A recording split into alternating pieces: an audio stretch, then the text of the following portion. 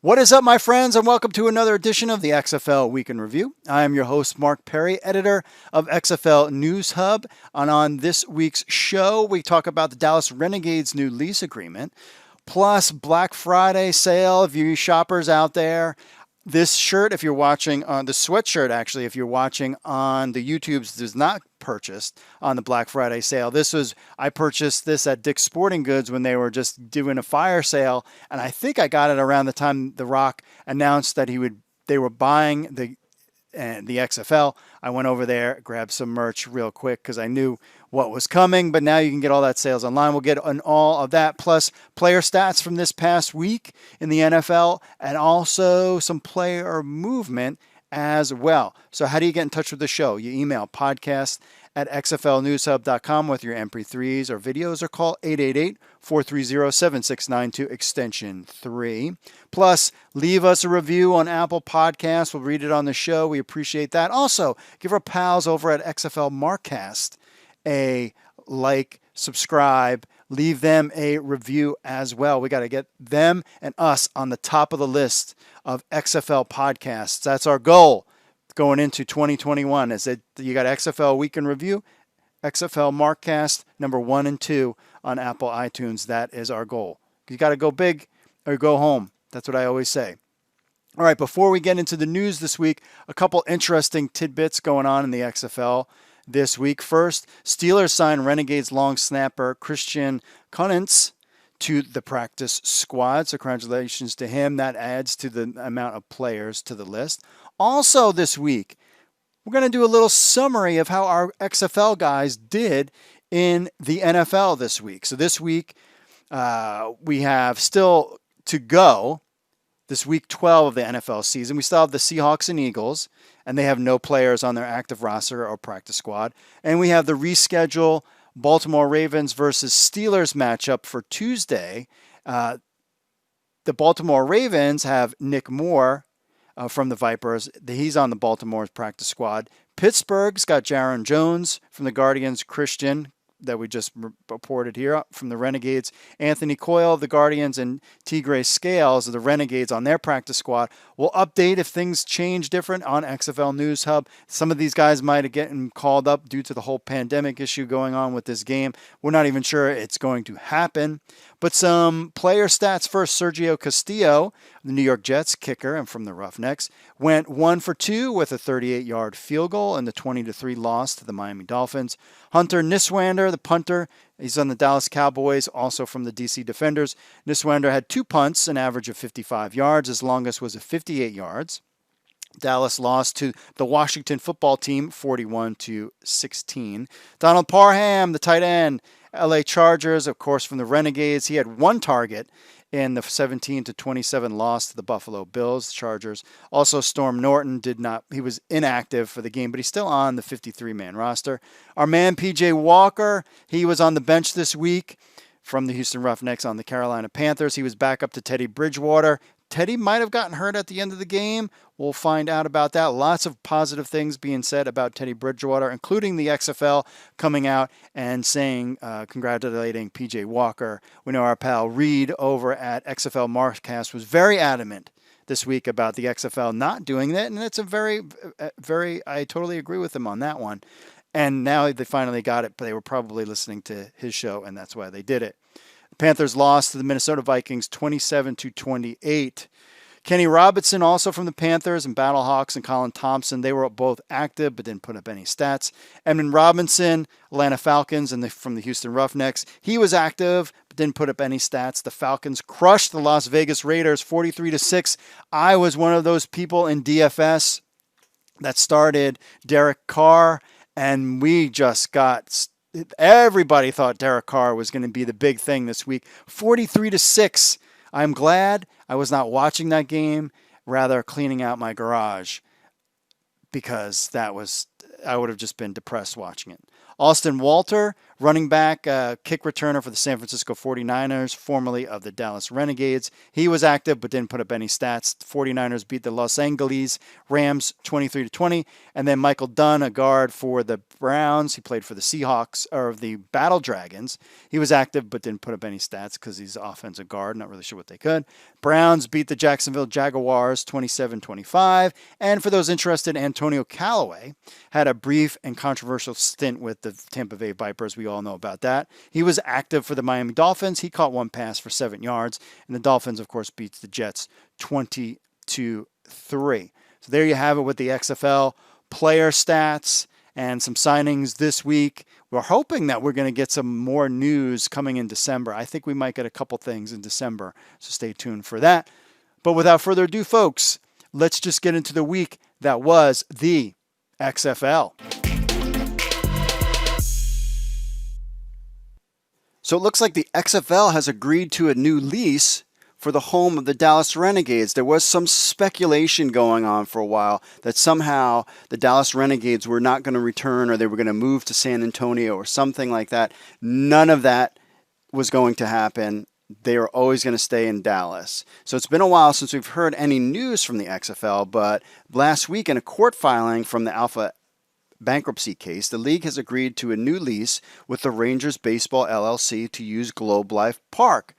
Globe Life Park is the home of the Dallas Renegades. The previous lease is officially over November 30th. Earlier in the process, the league assumed the lease for storage use. Now, a source close to the situation clarified that this lease agreement simply allows the XFL to continue to use the space at Globe Life Park for the storage of equipment that has remained on site since the conclusion of the season because of the pandemic. That's what they're telling you, and they're saying, hey, this is why we're keeping it there. Clearly, you wouldn't keep your stuff somewhere that you weren't anticipating of playing at. Recently, all venue leases had been rejected, but the league has already begun talks with the cities, and this kind of becomes the first official one. The new lease is set to take effect December 1st, 2021. Clearly not this December, but next December. So they're basically continuing with the lease to the end of November 30th, 2022. The contract can be extended at the end of 2022 season for 2 more years to 2024. The XFL will pay about over $30,000 a month during the season for exclusive rights to both locker rooms, the playing surface, and the Capital One Club. Our man Josh Davis got all this info that you can see, all the different lease agreements and what's going on, rentals, all this kind of stuff. Now, after April 30th, 2022, the lease will be reduced to $6,000 a month for the home of the clubhouse, locker room, etc. This is the first big action since the league was purchased. Other leases have been assumed prior to the announcement that the XFL would return in 2022, but have since been rejected. It would not be surprising if the venue agreements in the 8 other cities did not follow suit in the following weeks. So it seems like a 2022 version of the Renegades is set to take up residence in Dallas in a little over a year. So between now and then, a lot of business things can happen. Things can change, but Dallas Renegades fans have no worries. The Renegades are coming back to Dallas, and this is a good sign. It's not a 100% sign, but it's a good sign. Now the question is, are you going to get Landry Jones back, or are you going to even get Bob Stoops back to be your coach? That's something we'll have to see down the line. All day, us at XFL News Hub and XFL superfans around the world waited in anticipation for what Danny Garcia and The Rock had in store for us on Black Friday. There was a tease of announcement, and then the announcement exactly at midnight came from Danny Garcia. Hey, I hope you guys had a great Thanksgiving. DJ and I wanted to do something special for our XFL universe and pull something out of the owner's locker and put it inside of the XFL shop. So we have a limited edition of these great hats that I was wearing and everyone was reacting to, but no one had. So we hope you enjoy them, and we wish you tons of savings during Black Friday.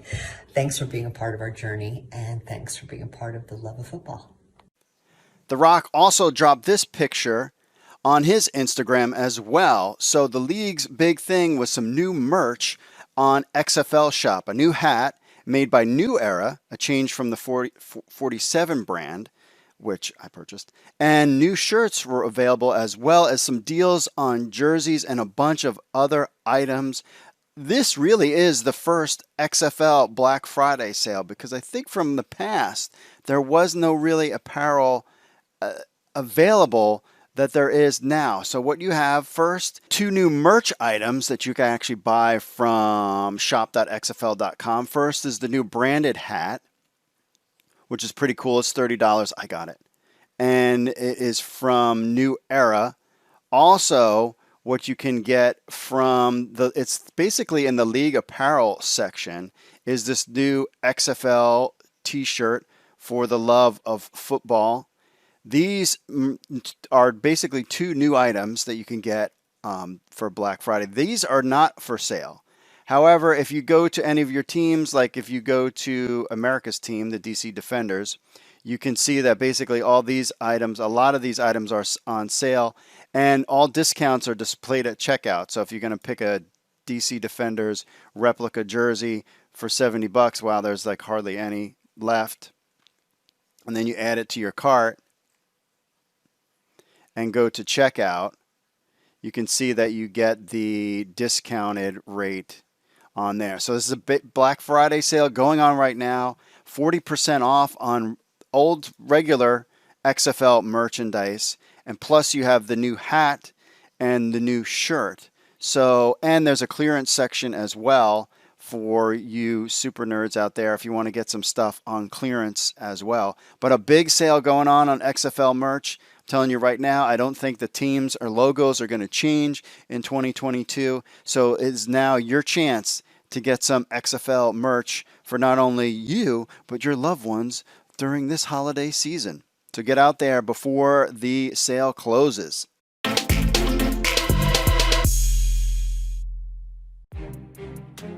Here's what you missed last week on the XFL Markcast.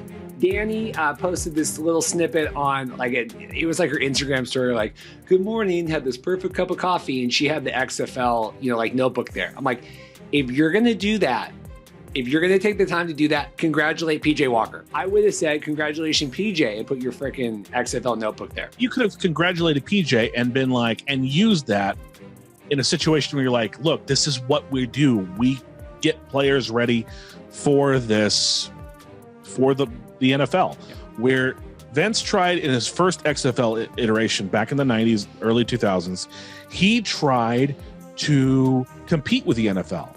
But the XFL now is not trying to compete with the NFL, and that's why it's successful. And you could have just rode that. He posted, and he put this side by side of, I'm going to say, he goes, dude, it's obviously not Brandon Silvers. He would have had Botox. The conspiracy is that Brandon Silvers is parading on The Bachelorette right now with Taisha as the pseudonym Jason Nick, because it's the same person. I'm going to put the side by side up.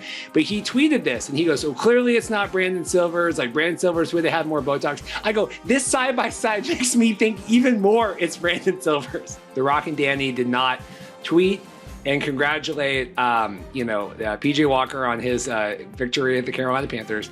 But what did The Rock tweet, Paul, this week? Wow, that was cool. If I was Stephen Colbert, you know how he used to have like the thing, like the mission accomplished or like the mission complete, so big banner would drop. That's what I would do right now. Yeah, you should, because I got a retweet and a happy birthday from the world's biggest movie star. Of course, you can find XFL Markcast on XFL News Hub and wherever you get podcasts, including YouTube.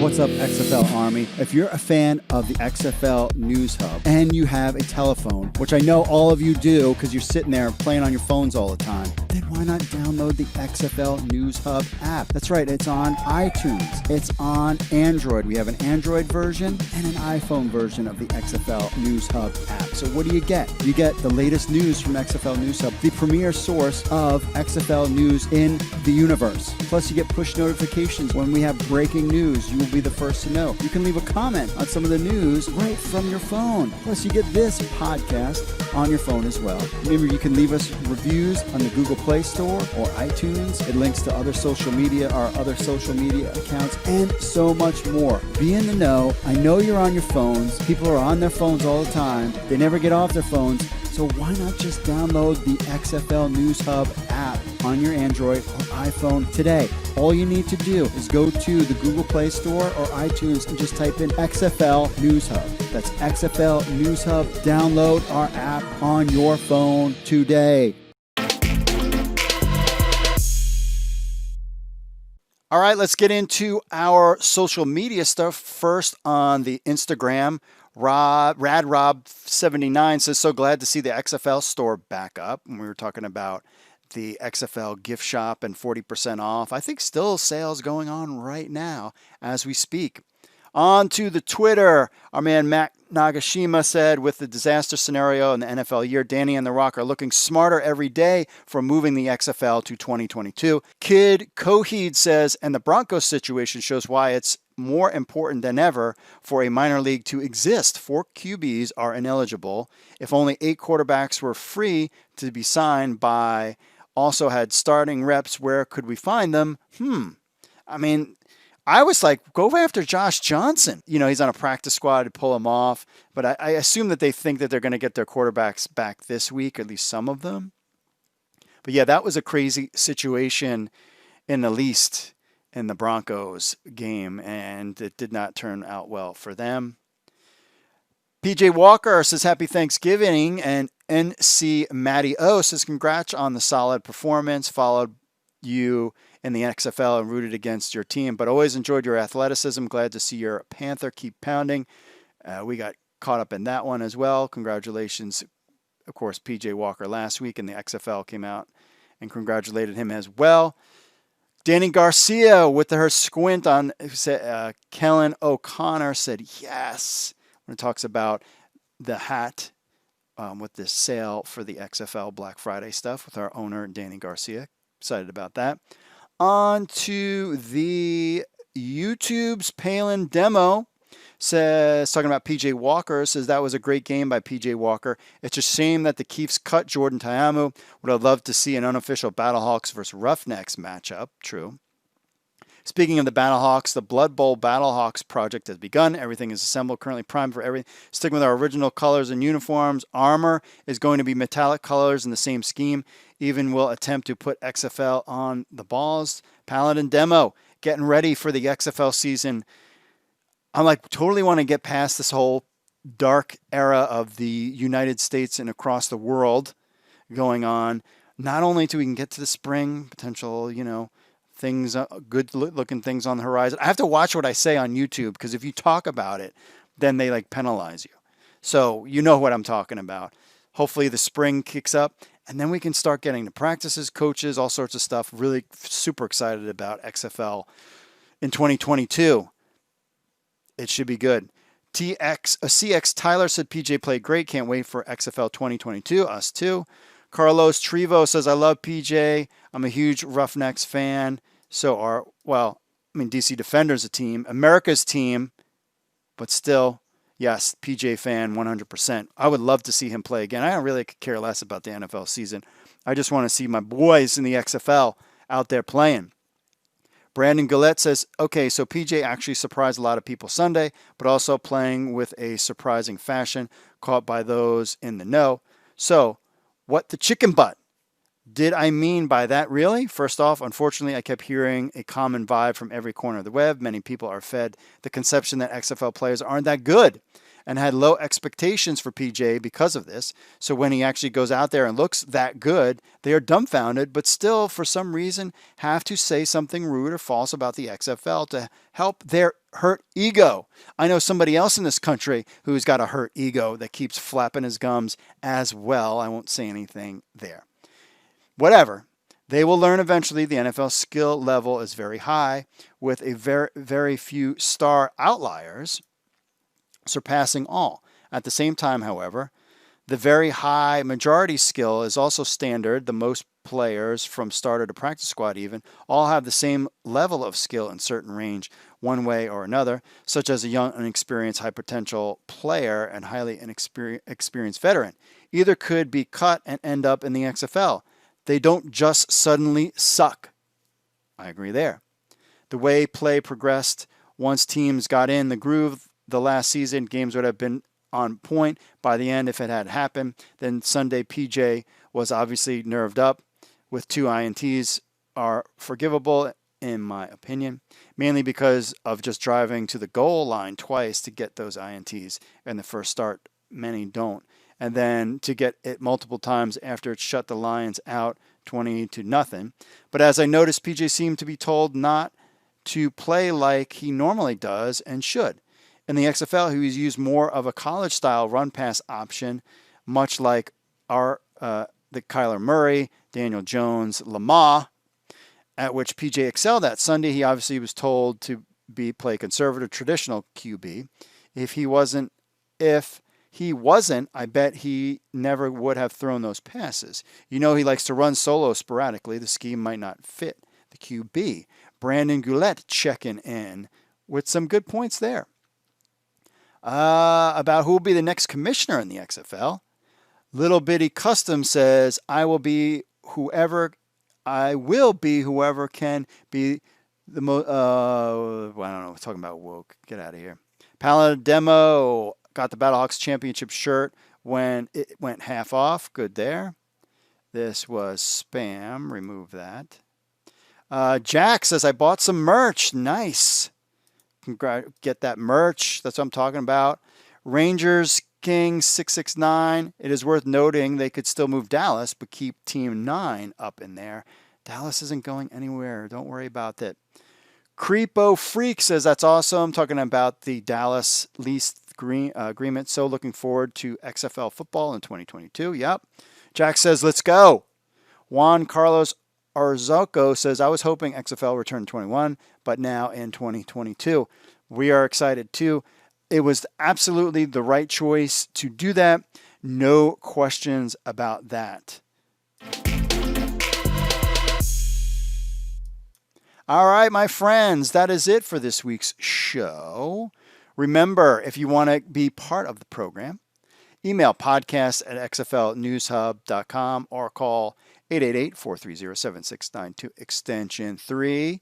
Make sure you follow us everywhere on the social stuff, Instagram, YouTube, especially iHeartRadio. We're on everywhere. You can download our apps. Leave us a review, again, on Apple Podcasts. We'll read it on the show. Show notes, you can get them over at xflnewshub.com/xfl-podcast. Join us on the Discord as well. We're talking fantasy for all my friends that have waited all the way to the end of the show.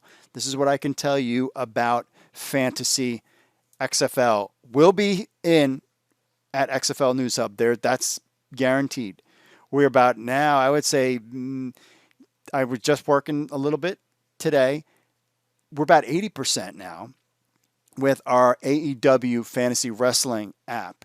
And we're looking to have a beta launch in February where you can create your own leagues and play along with AEW Fantasy. Now, why do you care? You're like, what does wrestling have to do with anything?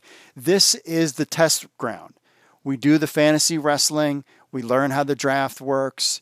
We answer any... What's cool about doing wrestling fantasy is it's quarterly based.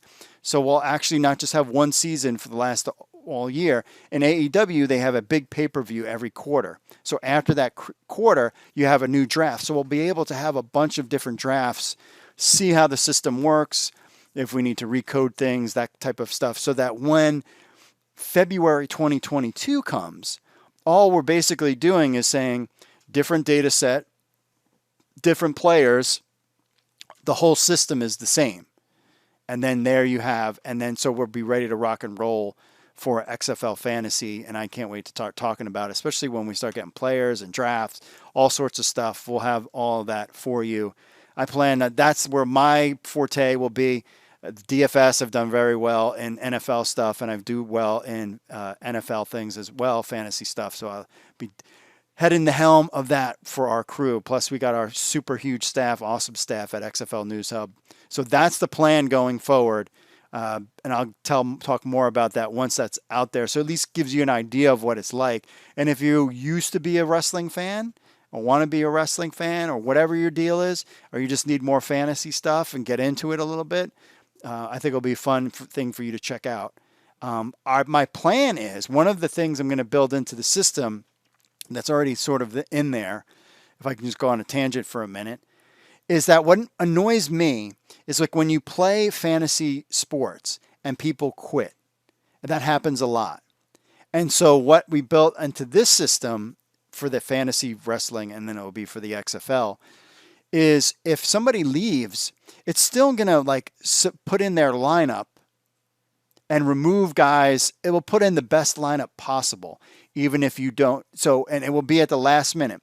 So when the league is locked, when the window is closed from manipulating your lineup, it's actually going to automatically put in the best lineup possible. And we'll be able probably to give adjustments to admins, whether or not they want to allow that for their league or not.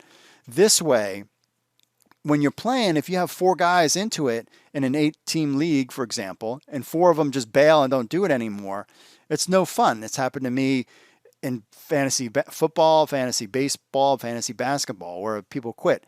I want to keep you engaged, so I'm just going to do the lineup for them, and then if they win, whatever. I mean, I'm not dropping players and picking up players, but that's kind of the idea there. So anyway, that's it for me this week. Thanks for listening. Give my little take on that. That's it.